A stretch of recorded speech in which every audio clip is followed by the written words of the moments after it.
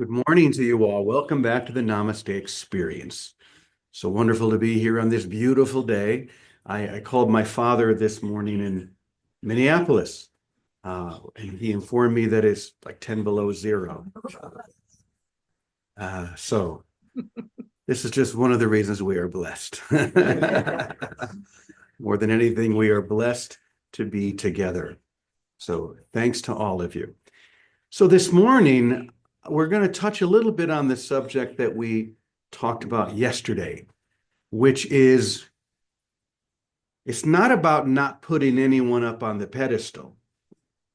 It's about putting everyone on the pedestal, right? It's not about making special ones, though, as we're going to hear in a few moments, there can be value to that if done with the right mind. But the real key is that we see everyone, no matter what, as God sees them, knowing who they really are, knowing, we could say, the Christ within them, the Buddha nature within them, the elevated source.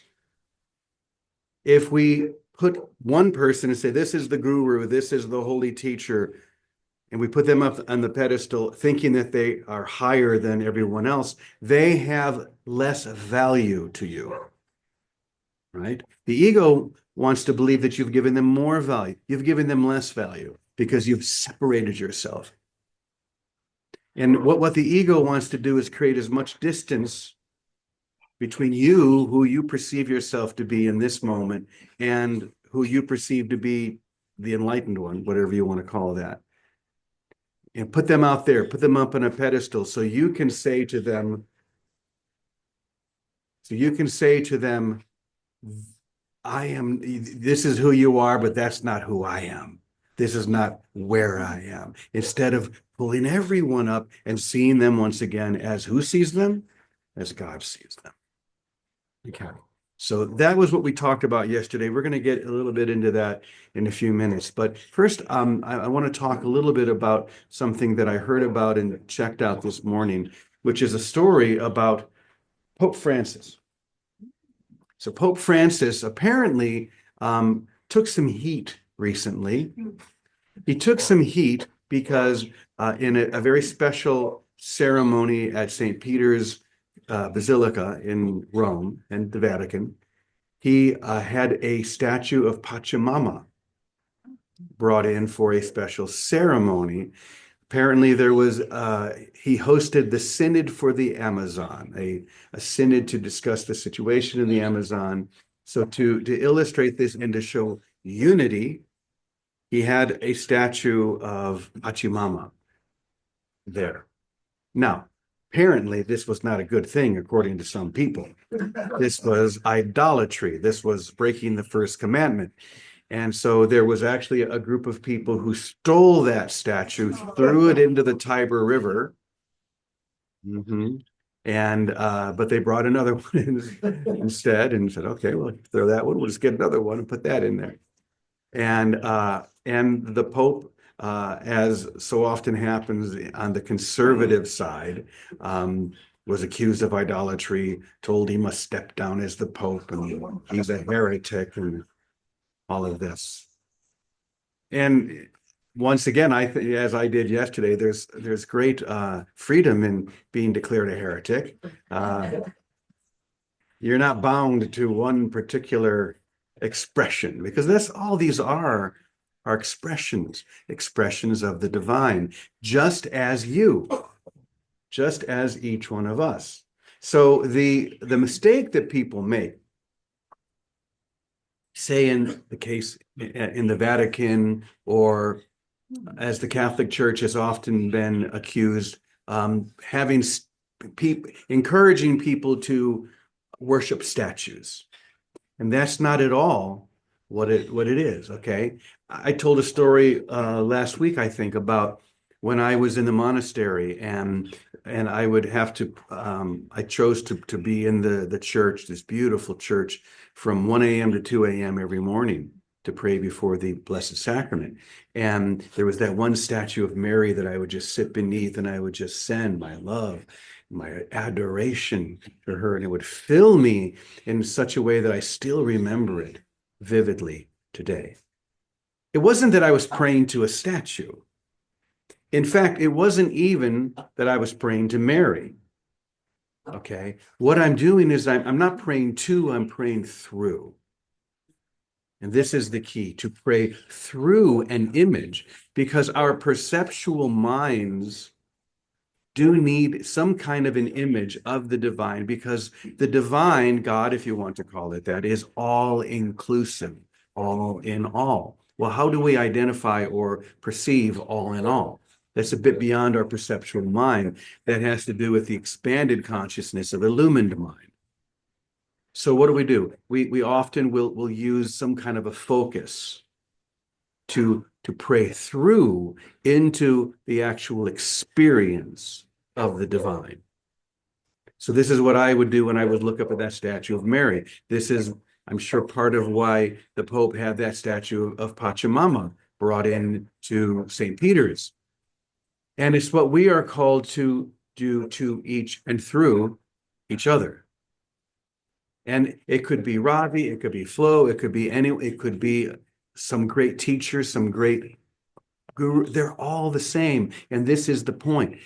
I asked before that we should be choosing to see as God sees. How does God see? As one. Not as this one's holier than that one. That's how we do it. But that's not how that all-inclusive divinity, that divine spark, sees. God sees only God. The divine sees only the divine. Love sees only love.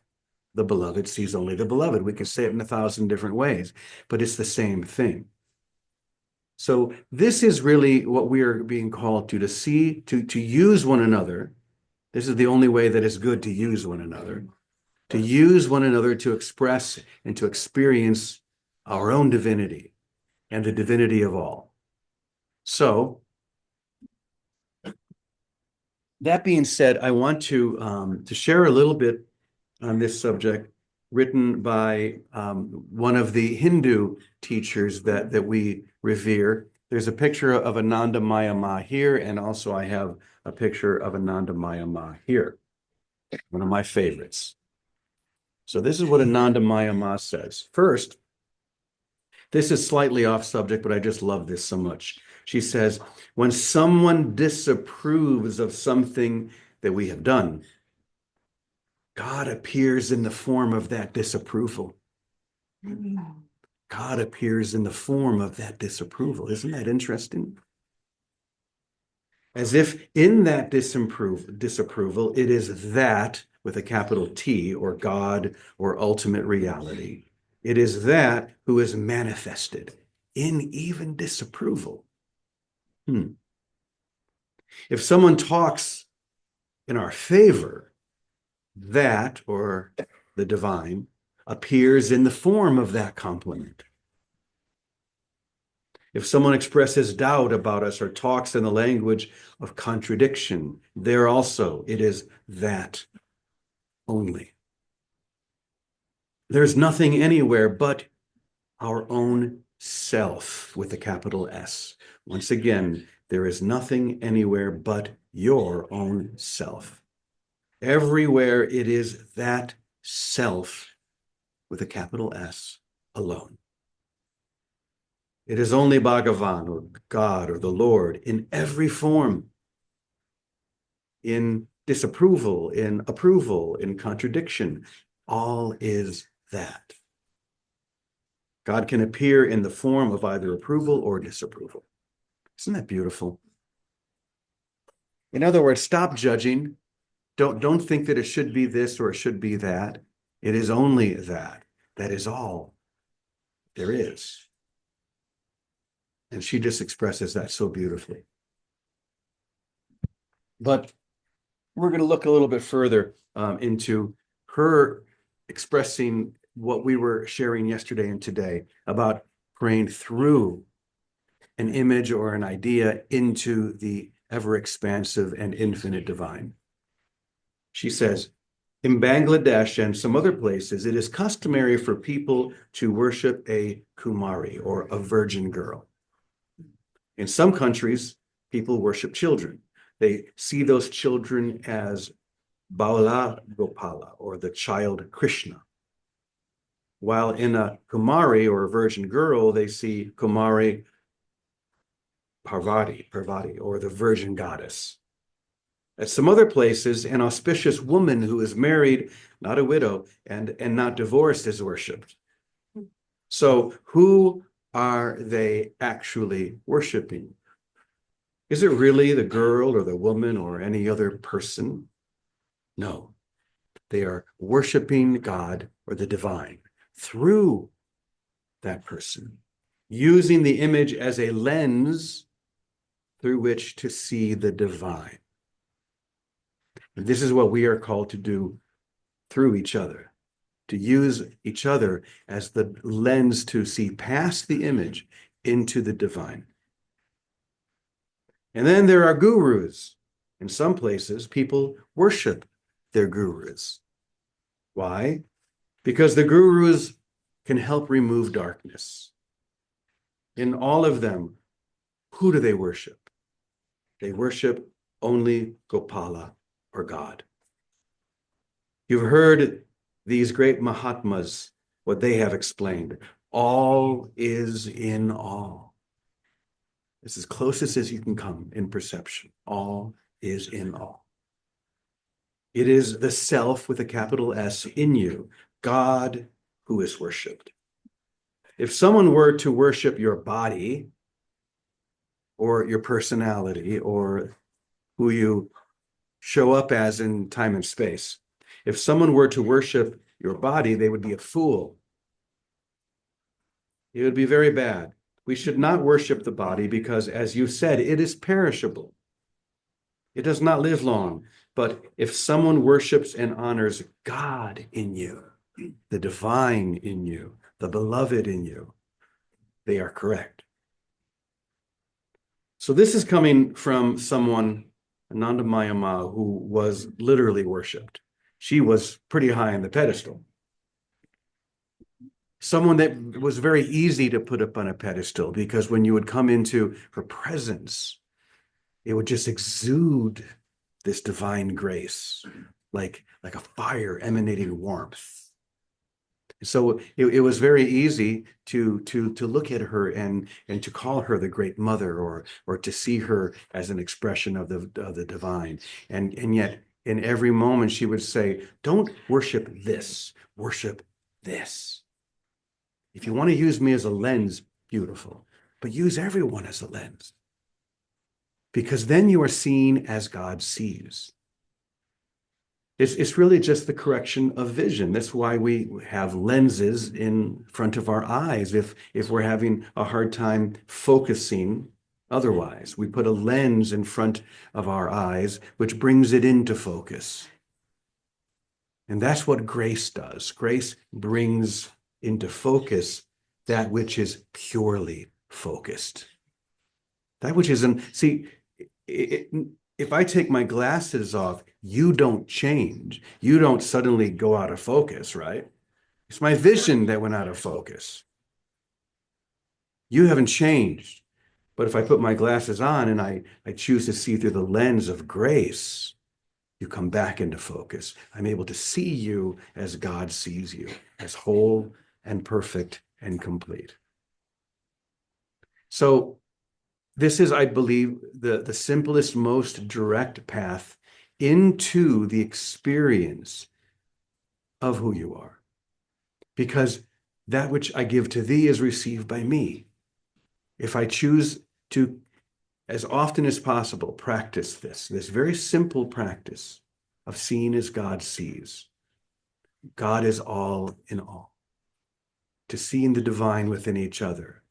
Then we are then the recipient of that. We begin to feel ourselves elevated. We feel filled with grace, and it's like we're floating. How many of you have ever experienced that? I'm sure all of you, one way or another. And if you haven't, practice. Just choose to look at people. Go for a walk, and every person you look at them. Really look at them. See them as God sees them. It's the simplest, most joyful thing you will ever do. So that being said, Vicky, I know this is something you are well practiced at. So what would you like to share? Thanks, Brother James. Good morning, everybody. Happy Tuesday. And you have touched my heart because if I were going to say anything was my practice and reduce it to one thing, it wouldn't be meditating. It wouldn't be all these other, even those experiences out of time, they were motivating. But the experience of consistency that has helped me the most is just seeing the God in everyone since I was a kid and just see the God in everyone. When I was a child, that was the direction I felt when my sisters and I were in the bathroom or in the closet together. Just, just see the God in your father, see the God in everyone. And then I remember, I did a bunch of restaurants, but one was a big one, and all I knew was I knew that everyone coming to me was the living Christ, and I was so excited to serve them.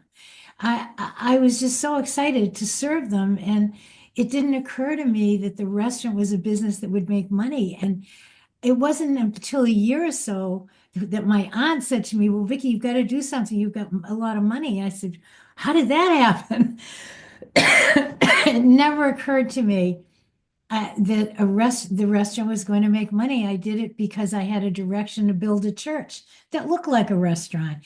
And but the grounding force was I was so excited to serve the Christ.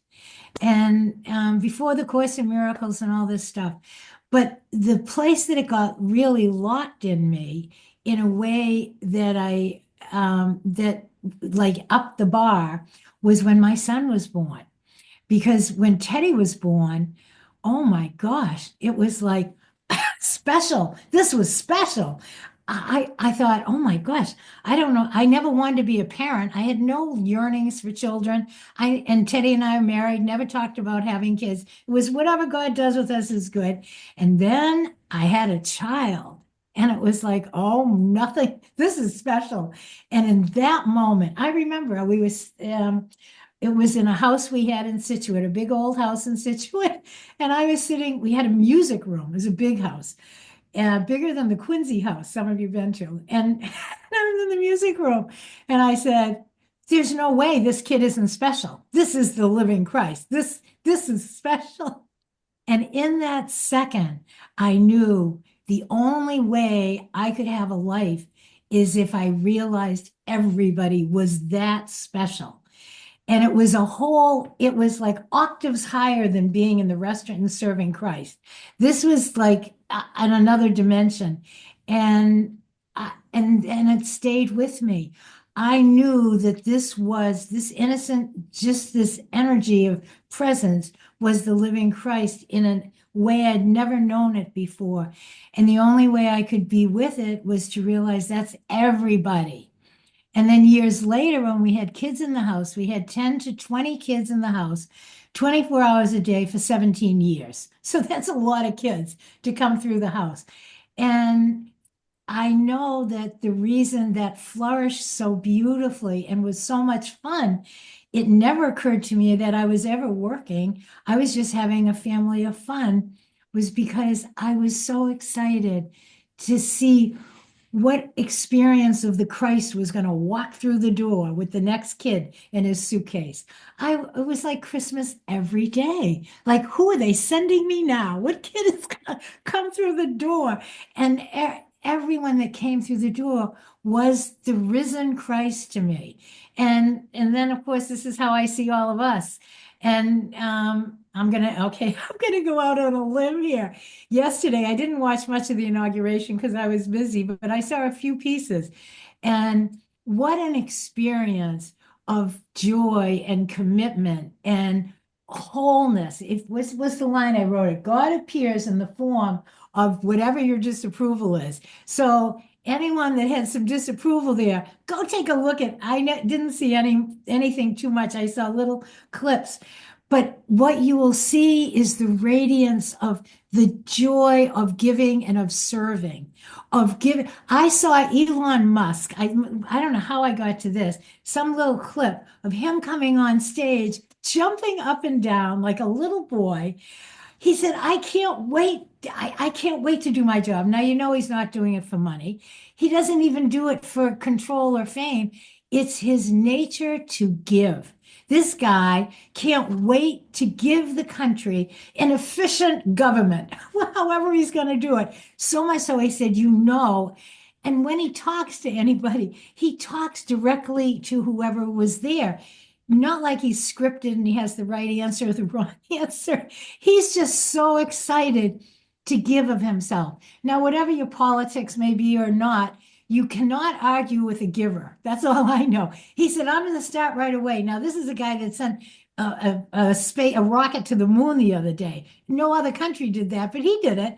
And if this guy puts his energy into helping, he only wants to help. And when you listen to Trump, I want to help all of you have a happy life. I want to help. I want to give. I don't care what anyone's politics are. When their intention is to give and they wholeheartedly stand up, knowing half the world's against them or more than half, but the other half is for them, doesn't matter. Their joy to give outdoes every other doubt or judgment you might have. Because the joy in giving, not looking to get anything, is what Christ's life is. That's what love is. Love is a giving. It isn't trying to get anything. It's trying to give everybody everything. Wow. So that's what I have to say about see the Christ in everyone. Thanks for going out on the limb. That was fun. Wow. You know, there's a story that I've told before. Many of you have heard it maybe. And Vicky, you've certainly heard this story because you know I love to tell it. Vicky is a Christ spotter. And this is what we are called to be. Her only desire and job is to spot the Christ, wherever the Christ is. And of course, the Christ is where? Everywhere. So there's a very famous musician named Victor Wooten. If you're a musician or a jazz player, you know who Victor Wooten is. He's considered to be one of the, if not the greatest bass player in the world. And he's a good friend of mine. And so how did it happen? We were in Maine. I think we were coming back from the island off of Portland. And somehow I brought up Victor's name. And Vicky says, oh, I love Victor Wooten. I said, you don't know who Victor Wooten. You were at Steven Tyler's house hanging out with him, and you had no idea that he's one of the most famous rock stars in the whole world. So if you don't know who Steven Tyler is, you don't know who Victor Wooten is. She says, no, I've seen him in concert twice, I think she said, and there's a video of his song "I Saw God" the other day. And this video online, I have seen it at least 100 times. I tell all of my friends, go see this video. Victor Wooten just shines so bright. I am a Christ spotter. I immediately saw the Christ in him. And that video, you have to see, Jimmy. I said, Vicky, I'm the director of that video. I don't know if you know that. I actually made that video. And so, of course, I called up Victor that moment. I called him, I said, you're not going to believe this story. And he said, where are you? I said, we're heading back to Boston. And he was coming to Boston a couple of days later. And I said, we're picking you up at the airport. And you should have seen Vicky. She was like a little girl, just so happy to meet the Christ. Because she spotted the Christ. Vicky, you want to say anything about that? Do you remember that story? Oh, remember it. I was beside myself. And you kept saying, you can't possibly know Victor Wooten. I don't know who you think you know. You can't. I said, to me, I know who he is. But when I saw him, and it's always like a brother, you see your brother, your friend, and he's like my brother. We are one. That's the experience. And there are those of us that are those here anywhere where the realization of who they are seems to be more on the surface than some others that seem to be blue or something else. But with Victor, his whole presence, he's like a cherub. And then we spent a week together with him, and he genuinely is consistently always joyful. He gives of himself. He's another giver. He gives 100% to whoever's in front of him. Doesn't matter who it is, and he doesn't select. He lets himself be led. So he stayed at the house. We had fun, but he is a very dear brother to me, whether I ever see him again or not, because he loves to give of himself. He loves to give. And James, two of you giving, it was like heaven on earth for me, and still is. Thank you. Yeah. Yeah. So once again, she's at Steven Tyler's house. In case you're old and you don't know who that, he's the lead singer of Aerosmith, and or too young, yeah. And she's hanging out, and all she can say is, "I don't know. He just has long hair." That's all I know. I hear he's a musician. That's all. But Victor Wooten, yes. So Calico, why don't you wrap us up? Oh, it's Tuesday. She just walked by. So so Scott, you want to come up and wrap us up with a song? Come up and do a little poem. Wrap us up with a little of your creative poems of the moment. Yes. So here's Scott.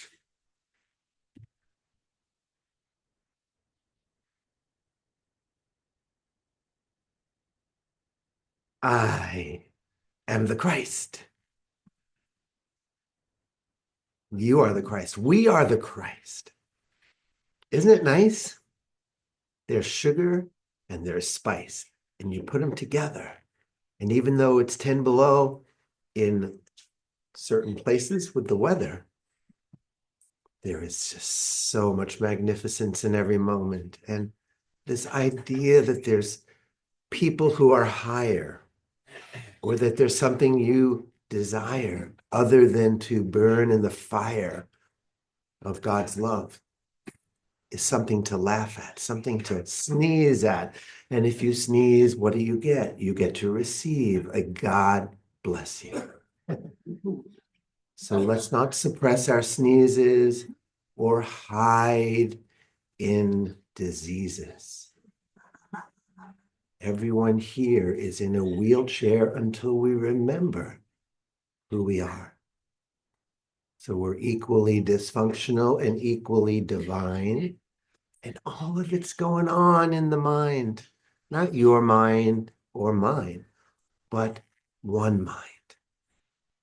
When we realize we are one, those days of loneliness are done. It's like we're just receiving the sun every moment. Again, it has become. So here's to the becoming. Here's to the greatest Tuesday we've ever had. We awaken and we're glad. The Holy Spirit is the spirit of joy, and each one of us is fully employed 24/7 in the kingdom of heaven. No blackout dates. We're all in a state of grace. And that's that.